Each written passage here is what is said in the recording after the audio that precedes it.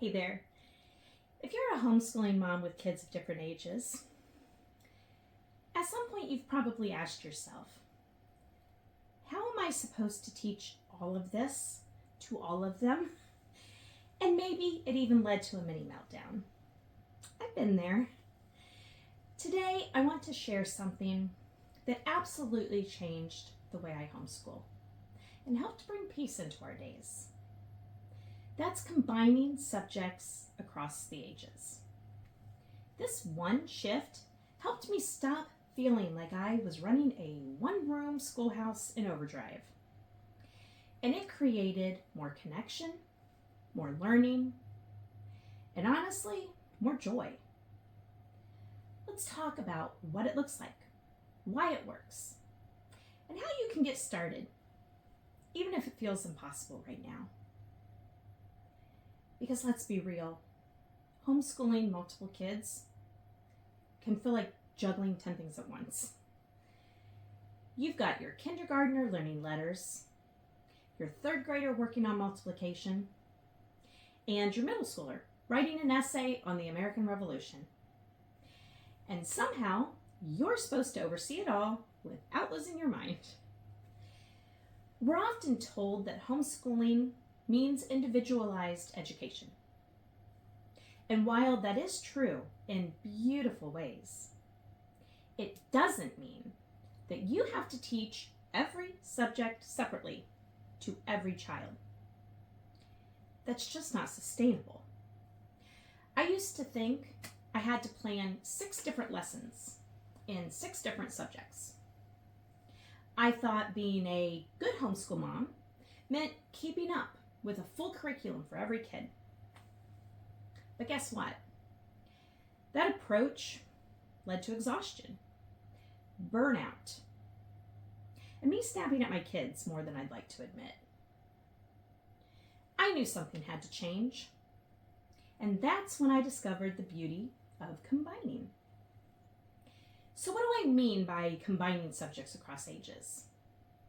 It's simply this. Choosing a subject like science, history, or nature study, and exploring it together as a family at each child's own level. Instead of planning 3 different science lessons, you plan one topic and adapt it for each age. Here's an example.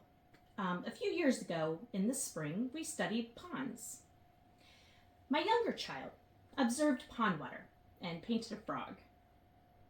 My middle child labeled the parts of a frog and then read a short book about a frog's life cycle.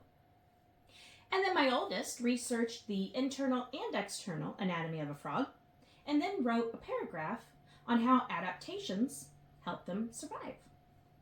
Same topic, same week, different levels.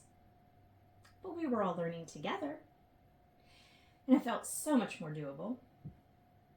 You don't need fancy unit study materials, though we've used them and they can be fun. You just need a starting point and a willingness to let each child engage at their own pace. So let's talk about why this approach works so well, beyond just saving you time and energy. First, it builds connection. When everyone's learning about the same thing, you create shared experiences. Your dinner time conversation at the dinner table might turn into, did you know frogs can breathe through their skin? And siblings start bouncing ideas off each other. And you're not constantly switching gears between subjects. Next, it models real-world learning. In real life, we don't separate subjects. We don't say, now I'm going to do science, and next I'll do language arts. We read about something, ask questions, explore it, write about it. Real learning is integrated, and combining subjects reflects that. Third, it encourages independence.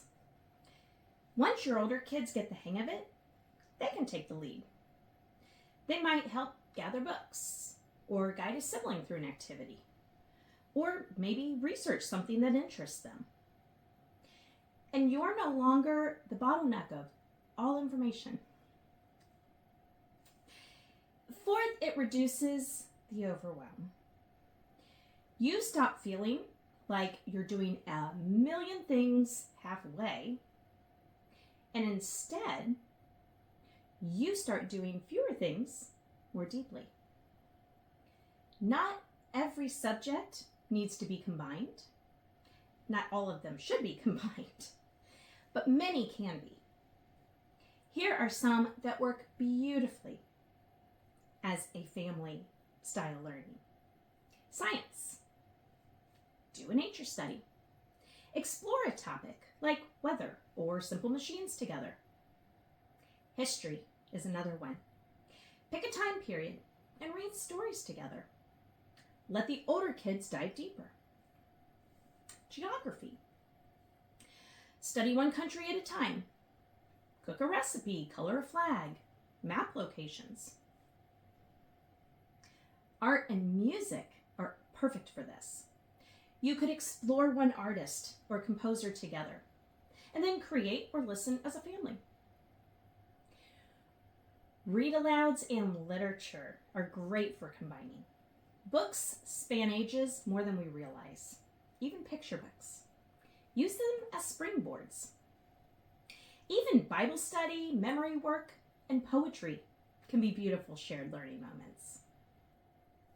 So how do you actually begin combining subjects without having to redesign your entire homeschool plan? Here are some simple steps. First, pick one subject to combine this week. Maybe science or literature. Don't try to overhaul everything at once. Next, choose an anchor activity. This could be a read aloud, a nature walk, a short video, or a simple experiment. Let that be the base for everyone. Then layer learning by age. Younger kids might draw or talk about what they see. Older kids could write, research, or even lead a discussion. And keep it open-ended. You're not trying to cover everything. You're just trying to invite curiosity. And curiosity leads to retention far more than worksheets do. I want you to know this. You're not doing it wrong.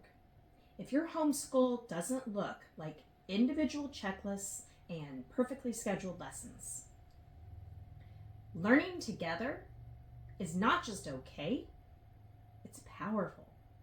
It's more natural, more sustainable, and more joyful. And it might just be the key to feeling like you can actually enjoy homeschooling again. If this sounds like the kind of homeschooling you want more of, I'd love to invite you to check out my course, Learning Gently, Living Fully. It's all about simplifying homeschool life, especially with kids of different ages.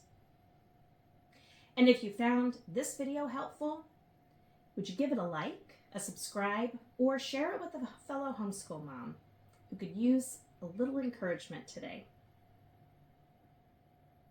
I'd really appreciate it. Thanks for being here, and happy homeschooling.